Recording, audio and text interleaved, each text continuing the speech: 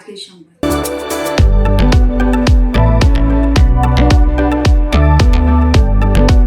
বর্ধমানের অন্যতম স্বেচ্ছাসেবী সংস্থা কিশলয়ের ষষ্ঠ প্রতিষ্ঠা দিবস পালন করা হলো বর্ধমান স্টেশন প্রাঙ্গণে। এই উপলক্ষে আয়োজিত এক অনুষ্ঠানে বিশিষ্টরা ছাড়াও উপস্থিত ছিল এক ঝাঁক কচিকাঁচা।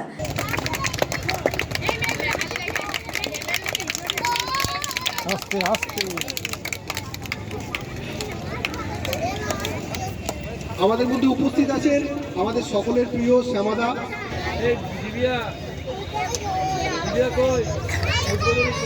এই সমস্ত পুণ্যি মানুষদের আশীর্বাদ।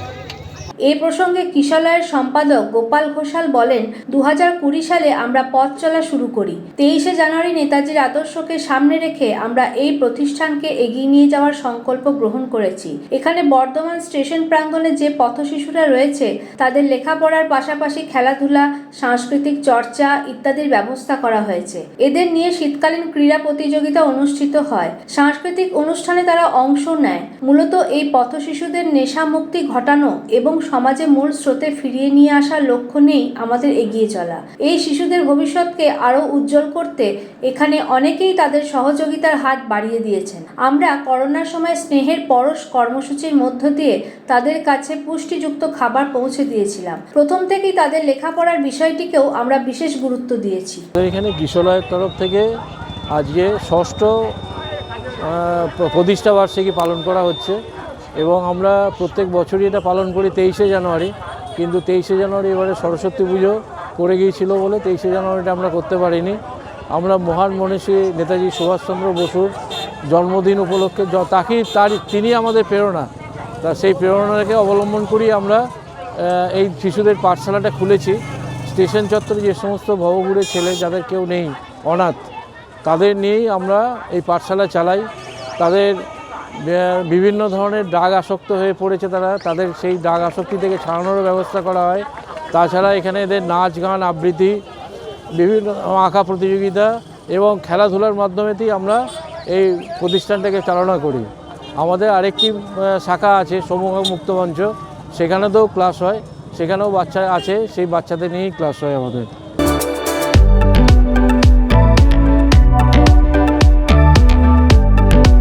পয়লা ফেব্রুয়ারি দিল্লির পার্লামেন্টে বর্তমান কেন্দ্রীয় সরকারের বাজেট পেশ হয়। বাজেট পেশ করেন কেন্দ্রীয় অর্থমন্ত্রী নির্মলা সীতারামন। কেন্দ্রীয় বাজেট অধিবেশনকে সামনে রেখে বর্ধমানে বিজেপি সাংগঠনিক জেলা অফিসে এক সাংবাদিক সভার আয়োজন করা হয়। এই সভায় বর্ধমান সাংগঠনিক জেলা বিজেপির সভাপতি অভিজিৎ তা বলেন, পয়লা ফেব্রুয়ারি রবিবার হলেও কেন্দ্রের সরকার নিয়মমতো এই দিন বাজেট পেশ করেছে। এটা একটা দৃষ্টান্ত বলা যায়। এবারের কেন্দ্রীয় বাজেটে বাংলাকে যথেষ্ট গুরুত্ব দেওয়া হয়েছে। উত্তরবঙ্গের শিলিগুড়ি থেকে বেনারস পর্যন্ত সুপারফাস্ট ট্রেন চালু হবে। ডানকুনি থেকে সুরাট পর্যন্ত ফ্রেট করিডর হবে। সুন্দরবনের জন্য ব্যাঘ্র প্রকল্প গ্রহণ করা হয়েছে। দেশের বুকে 12,000 উন্নত পরিকাঠামোযুক্ত সরকারি স্কুল তৈরি করা হবে। এর মধ্যে পশ্চিমবঙ্গেও বেশ কিছু স্কুল তৈরি হবে। যেহেতু বেসরকারি শিক্ষা প্রতিষ্ঠানের সংখ্যা বেড়ে যাচ্ছে, এর ফলে সরকারি শিক্ষা প্রতিষ্ঠান ক্ষতিগ্রস্ত হচ্ছে। তাই সরকারি শিক্ষা প্রতিষ্ঠানের সংখ্যা বাড়ানোর উদ্যোগ নেওয়া হয়েছে। দুর্গাপুরের শিল্পাঞ্চলকে আরও উন্নত করার প্রক্রিয়া নেওয়া হয়েছে। কেন্দ্রীয় বাজেটে বেশ কিছু জীবনদায়ী ওষুধের দাম কমানো হয়েছে। এর ফলে বাংলার মানুষরাও উপকৃত হবেন। কেন্দ্রের এই জনকল্যাণমুখী বাজেটের জন্য দেশের প্রধানমন্ত্রী নরেন্দ্র মোদী ও অর্থমন্ত্রী নির্মলা সীতারামনকে ধন্যবাদ জানাই। এবারের বাজেটে বাংলাকে যথেষ্ট গুরুত্ব দেওয়ায় তাদের প্রতি কৃতজ্ঞতা প্রকাশ করছি। আমি ধন্যবাদ জানাই প্রধানমন্ত্রী নরেন্দ্র মোদী এবং অর্থমন্ত্রী নির্মলা সীতারামনজিকে। এই যে বাজেট, এই বাজেট ভারতবর্ষের অর্থনীতিকে আরও ত্বরান্বিত করবে বলে মনে হয়। শুধু মনে হয় না, অর্থনীতিকে ত্বরান্বিত করবে এবং দরিদ্র মানুষকে দরিদ্র সীমার উপরে তুলে আনতে এই বাজেট তৈরি হয়েছে। প্রথমেই জানাই যে ভারতবর্ষকে স্বাবলম্বী করার জন্য আপনারা জানেন যে 2014 সাল থেকেই আত্মনির্ভর ভারতের উপরে জোর দিয়েছেন প্রধানমন্ত্রী। এই আত্মনির্ভর ভারত প্রকল্পে 2000 লক্ষ কোটি টাকা বরাদ্দ করা হয়েছে। এটা যার অর্থ হচ্ছে ভারতীয় অর্থনীতিকে বিশ্বের 1 নম্বর অর্থনীতিতে রূপান্তরিত করা যাবে আগামী দিনে। সেই লক্ষ্য পূরণের দিকে এগিয়ে যাচ্ছে। আর এই বাজেটে পশ্চিমবঙ্গকে যে কতটা গুরুত্ব দেওয়া হয়েছে, ওভারঅল বাজেট আপনারা দেখেছেন, মিডিয়া দেখিয়েছে, সমস্ত মানুষ দেখেছে, কিন্তু বিশেষভাবে বলতে হবে যে পশ্চিমবঙ্গ কতটা গুরুত্ব পেয়েছে। পশ্চিমবঙ্গে 7টি হাই স্পিড রেলপথের ব্যবস্থা করা হচ্ছে। তার মধ্যে পশ্চিমবঙ্গ পাচ্ছে প্রথমেই শিলিগুড়ি থেকে বেনারস, অর্থাৎ উত্তরবঙ্গ থেকে উত্তর ভারত হাই স্পিড রেলপথ। শিলিগুড়ি যে উত্তর পূর্ব ভারতের একটা খুব গুরুত্বপূর্ণ শহর, কেন্দ্র, সেটা আবারও প্রমাণ হলো। 7টি কার্গো ফ্রেট করিডোর হচ্ছে, যার মধ্যে উল্লেখযোগ্য ডানকুনি থেকে সুরাট। আপনারা জানেন এর আগে একটা ফ্রেট করিডোর করার প্রস্তাব ছিল ডানকুনি থেকে অমৃতসর। সেই ফ্রেট করিডোর কিন্তু রাজ্য সরকারের সদিচ্ছার অভাবে জমি জটে ফ্রেট করিডোরটা করা যায়নি। এই ফ্রেট করিডোর শিলিগুড়ি ডানকুনি থেকে সুরাট পর্যন্ত করা হবে এবং এই ফ্রেট করিডোরের জন্য পশ্চিমবাংলার অর্থনীতির উন্নতি হবে। এই বাজেটে আমাদের সাংগঠনিক জেলার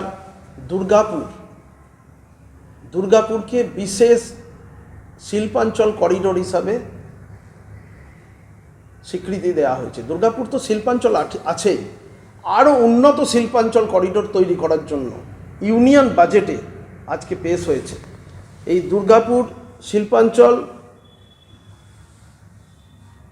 যে ইস্ট কোস্ট শিল্প করিডোরের সঙ্গে পর্যন্ত যুক্ত করা হচ্ছে।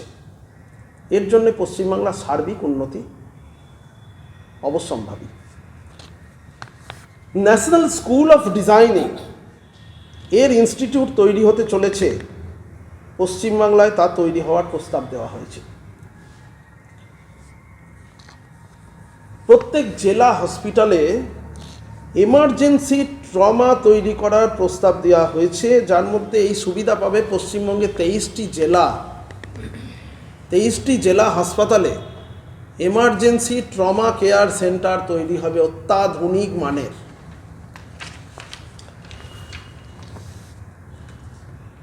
পূর্ব ভারতের জন্য 4000 ইলেকট্রিক বাস প্রস্তাব দেওয়া হয়েছে, যার মধ্যে আমাদের রাজ্যে ব্যাপকভাবে এর সুবিধা পেতে চলেছে।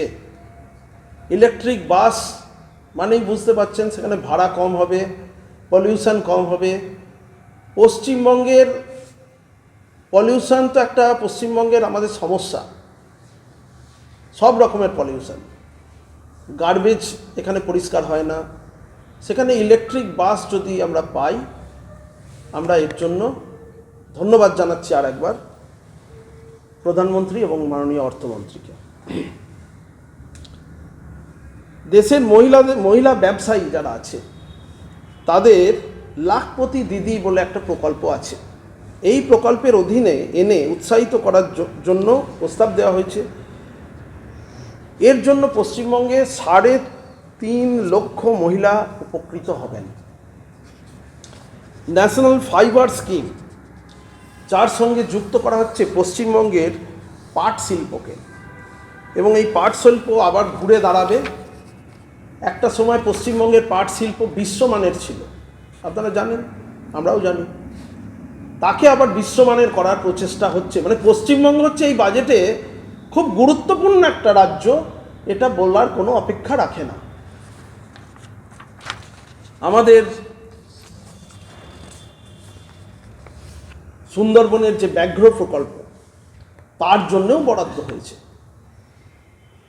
এই সুন্দরবনের ব্যাঘ্র সংরক্ষণের জন্য বিশেষভাবে জোর দেওয়া হয়েছে।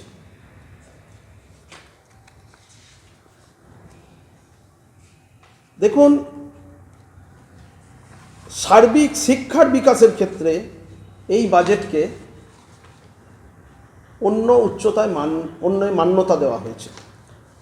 সারা দেশে 12,000 স্কুল, সেকেন্ডারি স্কুল নির্মাণ করার নতুন করে প্রস্তাব দেওয়া হয়েছে। আমরা দেখতে পাচ্ছি যত দিন যাচ্ছে এডুকেশন প্রাইভেটাইজেশন হয়ে যাচ্ছে, যার ফলে সরকারি স্কুল তার পরিকাঠামোগুলোও খারাপ হয়ে যাচ্ছে। সরকারের তরফ থেকে নতুনভাবে স্কুল তৈরি করা এবং অত্যাধুনিক মানের, যেগুলো বর্তমান সময়ের সঙ্গে খাপ খায়, সেই রকম স্কুল নির্মাণের জন্য 12,000 স্কুল সারা দেশে করা হবে। তার মধ্যে পশ্চিমবাংলাতেও অনেক স্কুল তৈরি হবে।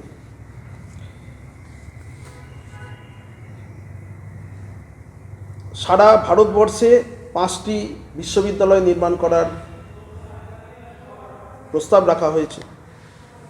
বিদেশে মানে শিক্ষার ক্ষেত্রে এটা একটা বড় বিষয় ছিল, tax collected at source, TCS. যেটা বিদেশে পড়াশোনার ক্ষেত্রে এই টিসিএসের করটা ছিল 5%, সেটা কমিয়ে 2% করা হচ্ছে। স্বাস্থ্যক্ষেত্রে উন্নয়নের ক্ষেত্রে, শিক্ষায় উন্নয়নের জন্য কি হলো বললাম, এবার স্বাস্থ্যের ক্ষেত্রে এই বাজেটে আবার নতুন করে, আপনারা জানেন যে মোদিজির আমলে সারা ভারতবর্ষ জুড়ে কত এইমস হসপিটাল তৈরি হয়েছে। আবার নতুন করে 3টি এইমস হসপিটাল এবং 3টি ন্যাশনাল আয়ুর্বেদ ইনস্টিটিউট আবার নির্মাণ করা হবে। এই আয়ুর্বেদ, বলে রাখি, একটা সময় আমাদের ভারতবর্ষে, প্রাচীন ভারতবর্ষ থেকে শুরু করে এই আয়ুর্বেদ হচ্ছে ভারতবর্ষের একটা বিখ্যাত, আমাদের এর জন্য গোটা পৃথিবী জুড়ে ভারতের নাম ছিল আয়ুর্বেদ শাস্ত্রে।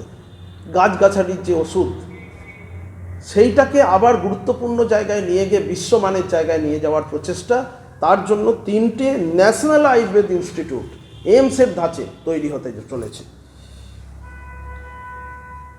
সারা ভারতবর্ষে 5টি ইন্টিগ্রাল মেডিকেল হাব নির্মাণ হবে। পূর্ব ভারতে 2টি জাতীয় মানসিক আরোগ্যালয় নির্মাণ করা হবে। মানসিক অস্থিরতা মানুষের মধ্যে বেড়েছে, মানসিক রোগী বেড়েছে, তাদের ট্রিটমেন্টের অভাবে হতাশায় আত্মহত্যা করছে, যার জন্যে পূর্ব ভারতে সরকারিভাবে, বোঝাই যাচ্ছে পূর্ব ভারতে মানসিক রোগী বেশি আছে। পূর্ব ভারতে সরকারিভাবে, কারণ এখানে রীতিমতো মানসিক চাপে, সরকার এবং সব রকমের চাপে মানসিক রোগীতে পরিণত হচ্ছে, তো তার জন্য 2টি জাতীয় মানসিক আরোগ্যালয় তৈরি হচ্ছে। ক্যান্সারের রোগী ব্যাপকভাবে বেড়েছে।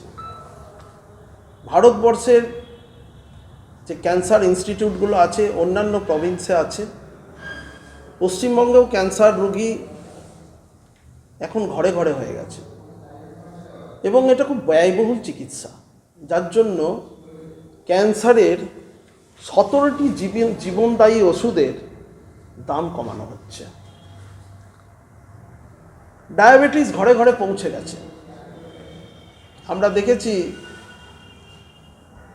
বিনা চিনিতে চা, একটা সময় লোকে খেত না, কিন্তু এখন সবাইকে খেতে হয় বাধ্য হয়ে, কারণ হচ্ছে ডায়াবেটিস, মধুমেহ।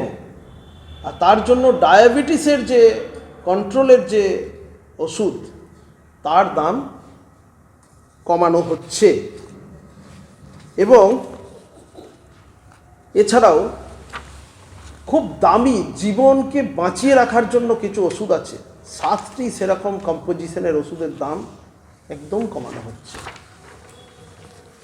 দেশে আমরা জানি প্রান্তিক, পিছিয়ে পড়া এবং মধ্যবিত্ত মানুষের স্বার্থে পিছিয়ে পড়া মানুষকে আরও উন্নত মানের জীবনযাত্রায় আনা এবং মধ্যবিত্তকে আরও উন্নত মানের জীবনযাত্রায় আনা, তার জন্য এই বাজেটে বিশেষভাবে নজর দেওয়া হয়েছে। এই বাজেটে পশুপালনের জন্য অনেক বেশি ঋণ দেওয়ার একটা প্রস্তাব এসেছে।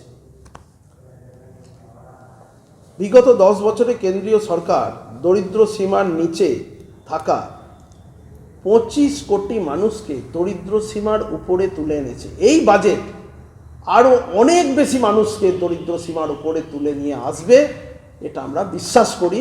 তার জন্য আবার একবার মাননীয় প্রধানমন্ত্রী এবং মাননীয় অর্থমন্ত্রীকে ধন্যবাদ জানাই। দেশের প্রান্তিক গরিব মানুষ যারা আছে, একটা সময় পিঁপড়ের ডিম খেয়ে বাঁচত, একটা সময় পাতা খেয়ে বাঁচত, গাছের পাতা। তো সেই ধরনের প্রান্তিক মানুষদের জীবনযাত্রার মানকে উন্নত করার জন্য এই বাজেটে বিশেষভাবে নজর দেওয়া হয়েছে। ভারতীয় চাষিদের, পশ্চিমবঙ্গে চাষিরা তো ধুঁকছে, সারা জীবন ধোকে এবং প্রতারিত হয়। ভারতের চাষিদের উন্নত কৃষিপণ্য চাষে উৎসাহিত করার প্রস্তাব গৃহীত হয়েছে। এবং আপনাদের জানিয়ে রাখি, এই বাজেটের সঙ্গে সম্পর্কিত নয়, কিন্তু আপনারা জানেন যে এখানে যে এগ্রিকালচারাল ফার্ম আছে, যেটা কৃষি বিদ্যালয় হয়েছে, এটাকেও আগামী দিনে যাতে কেভিকের আন্ডারে নিয়ে আসা হয় এবং উন্নত মানের চাষের প্রশিক্ষণের ব্যবস্থা করা হয়, বীজ দেওয়া হয় কেন্দ্র সরকারের তরফ থেকে, সেই প্রস্তাব আমরা আমাদের রাজ্যসভার সাংসদদের মাধ্যমে দিয়েছি। এই বাজেটের মধ্যে না হলেও আগামী দিনে কিন্তু এই সুবিধা বর্ধমান জেলার বাসিন্দারা পাবে।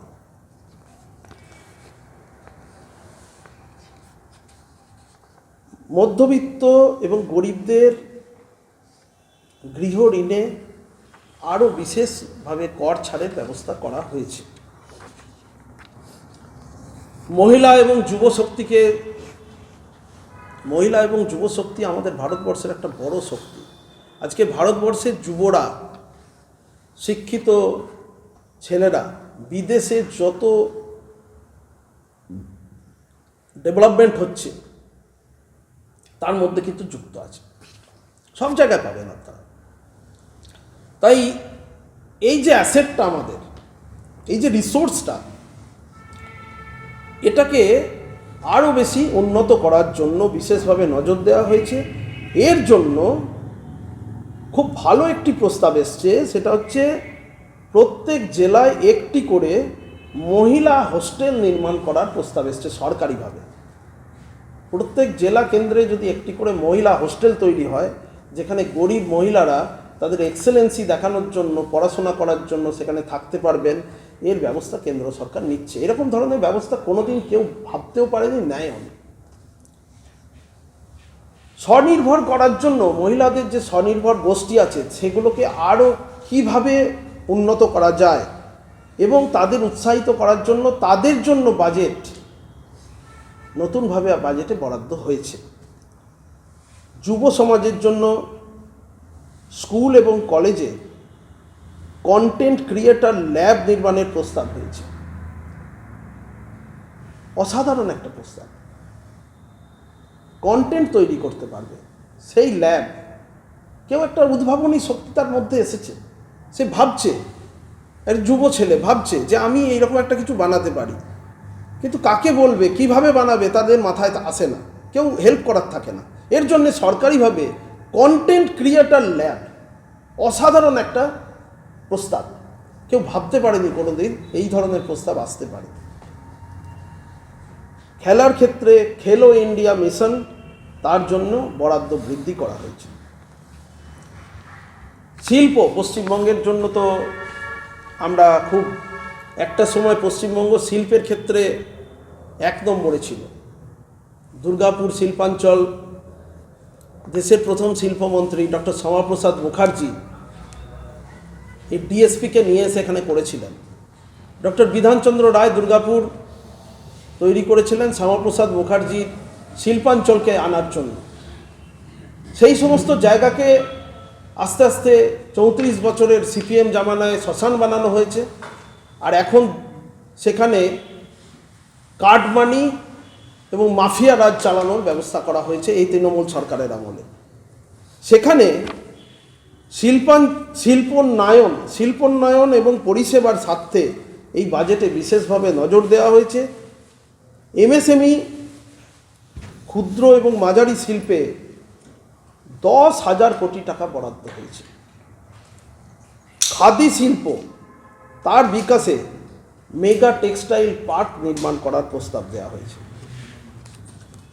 আমি আগেও বলেছি, আবার একবার বলছি, আয়ুর্বেদিক ওষুধ শিল্প, আয়ুর্বেদিক শুধু ট্রিটমেন্ট হলে হবে না, তার জন্য ওষুধ শিল্প তৈরি হচ্ছে। আয়ুর্বেদের ওষুধটা তৈরি করার জন্য যে ওষুধ শিল্প, তার উপর জোর দেওয়া হয়েছে।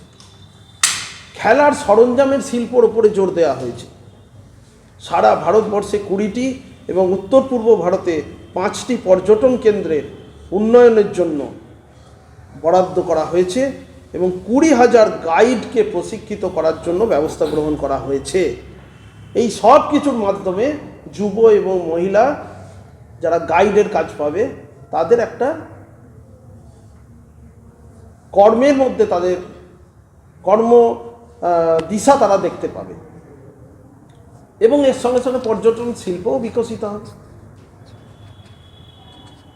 লেদার শিল্পকে উৎসাহিত করার জন্য সেখানেও লেদারের দাম কমানোর প্রস্তাব দেওয়া হয়েছে। ট্যাক্স কমিয়ে যাতে লেদার শিল্পের উন্নতি হয়, বিশ্বমানের লেদার শিল্প তৈরি করার পরিকল্পনা নেওয়া হয়েছে।